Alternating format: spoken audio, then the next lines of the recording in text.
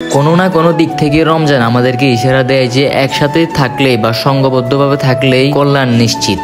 প্রত্যেক দিন মসজিদে ইফতার করতে না পারলেও আজকে খুব চেষ্টা করলাম যে সবার সাথে একসাথে মসজিদে ইফতার করার। মসজিদে সবার সাথে কিভাবে ইফতার করলাম দেখাবো আজকের এই ভিডিওতে। আসসালামু আলাইকুম ভালোবাসার মানুষ, কি অবস্থা সবার? স্বাগত জানাচ্ছি আমাদের নতুন একটি ভিডিওতে। অনেকদিন ধরে ভাবতেছি হুজুরের সাথে মসজিদে ইফতার করব, কিন্তু পারিবারিক ব্যস্ততার কারণে তা হয়ে ওঠেনি। তো আজকে যেহেতু সুযোগ পেয়েছি তাই চলে আসলাম মসজিদে। আসরের নামাজ শেষে একটু ভিডিওর কাজ সেরে আমরা চলে আসলাম মসজিদে। আসলে আমরা খুব তাড়াতাড়ি চলে আসলাম মসজিদে, কারণ ইফতারগুলো রেডি করতে হবে। আর এসেই আমরা উজু করে নিচ্ছি, কারণ তারপরে তো নামাজও পড়তে হবে। উজু করে এসেই দেখতেছি আমাদের ভাই ভাতিজারা কাজটা শুরু করে দিয়েছে। অনেক বছর আগে থেকে আমাদের সমাজে একটি রীতি প্রচলিত আছে, প্রত্যেক রমজানের আগের শুক্রবারে আমাদের এলাকার মুরব্বীরা মিলে বৈঠক করে কে কোন দিন খাওয়াবে ইফতার। সেই হিসেবে একটা লিস্ট করা হয় 30 দিনের জন্য, কিন্তু মাঝে মধ্যে একজন ব্যক্তি বাদ পড়ে যায়। যদি রোজা 29টা হয়, তো লিস্ট হিসেবে আজকে সিরিয়াল হচ্ছে আমাদের একজন অত্যন্ত কাছের মানুষের, যে কিনা আমাদের সব সময় সাহায্য করে,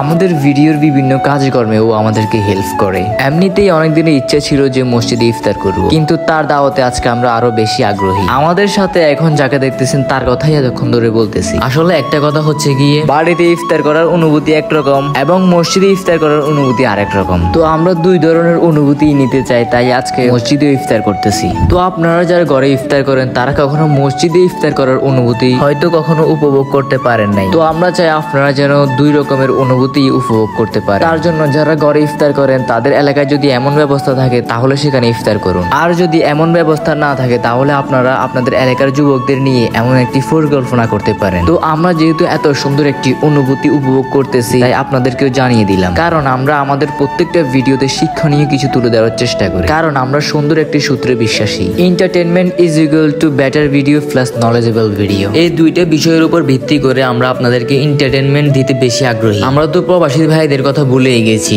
আমরা যারা দেশে আছি তারা তো মসজিদ বা ঘরে ইফতার করতেছি, কিন্তু তারা হয়তো দূর প্রবাসে কর্মস্থলে একা একা বসে ইফতার করে। আসলে এই বিষয়টা কতটা দুঃখজনক এটা আপনাদেরকে কখনো বলে বুঝাতে পারবো না। তো আমরা দুই ভাই একটা বিষয় অ্যানালাইসিস করলাম, আমাদের ভিডিও বেশিরভাগ প্রবাসী ভাইয়েরাই দেখে, তারা আমাদের ভিডিও দেখে আমাদের সাহায্য করতেছে, কিন্তু দুর্ভাগ্যবশত আমরা তাদের জন্য কিছুই করতে পারতেছি না। তাই জন্য আপনারা সবাই এবং আমরা সবাই প্রবাসী ভাইদের জন্য দোয়া করব, তারা যেন তাড়াতাড়ি নিজেদের স্বপ্ন পূরণ করে দেশে ফিরতে পারে এবং দূর প্রবাসে ভালো থাকে, সুস্থ থাকে, কারণ সেখানে অসুস্থ হলেও তো তাদেরকে দেখার মতো কেউ নেই। যাই হোক, একটা কথা তো আমাদের মানতেই হবে যে প্রবাসী ভাইদের ঋণ আমরা কখনোই শোধ করতে পারবো না। তো আপনাদের সাথে দেখা হবে পরবর্তী কোনো নতুন ভিডিওতে। তো ভালোবাসার মানুষ, ভালো থাকবেন, সুস্থ থাকবেন। আসসালামু আলাইকুম।